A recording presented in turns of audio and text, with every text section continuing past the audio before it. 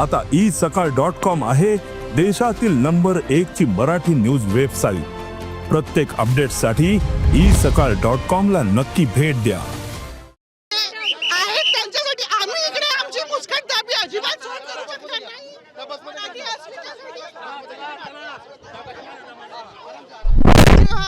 काही दिवसांपूर्वी नितेश राणेंनी सांगितलं की दाढी आणि त्या गोल टोपीवाल्यांकडे जा आणि त्यांना विचारा मराठी येते की नाही।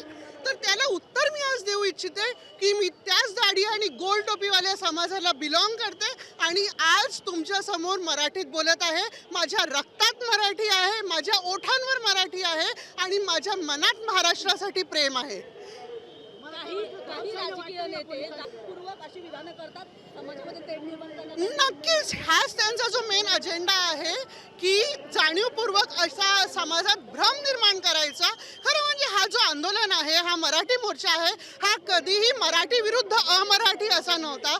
हा कधीही महाराष्ट्र विरुद्ध इतर प्रांत असा नव्हता। याला राजकारण्यांनी आपल्या ज्या राजकीय पोळ्या आहेत त्या भाजण्यासाठी वेगळा रंग दिला आहे। मंत्री सरकारमधले आमदार जेव्हा अशी विधानं करतात तेव्हा तुम्ही सरकारकडून काय, तुमची अपेक्षा काय, मुख्यमंत्र्यांकडून काय अपेक्षा?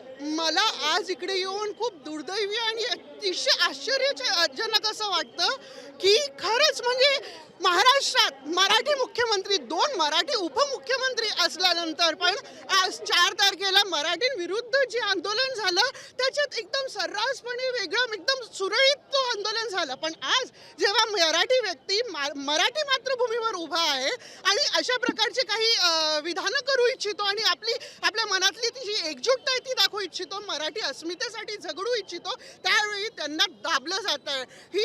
ही जी दबावशाही आहे ही महाराष्ट्रात कदापि चालू शकणार नाही आणि आम्ही अस्मितेवरती शंका कोण घेते, कोण प्रश्नचिन्ह उभं करते? हेच सरकारमधले जे आपल्या राजकारणाला इकडे राजकारणी पोळ्या भाजण्यासाठी इथे जे आहेत त्यांच्यासाठी आम्ही इकडे आमची मुस्कटदाबी अजिबात सहन करू शकणार नाही।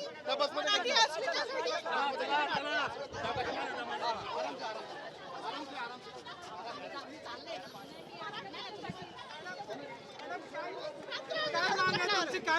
आमची माग आहे की मराठी माणसाला येथे आपल्याला खरं म्हणजे न्याय मिळालाच पाहिजे। मराठी माणूस जो आहे तो त्याच्या न्यायासाठी लढतोय आपल्या मातृभूमीवर। आपल्याला जर हा न्याय मिळाला नाही तर आम्ही कुठे जायचं? मराठी मुख्यमंत्री असल्यानंतर, मराठी उपमुख्यमंत्री असल्यानंतर येथे आम्हाला दाबलं जातंय, येथे पकडून आम्हाला नेलं जातंय। खूप निराशाजनक निराश केलाय।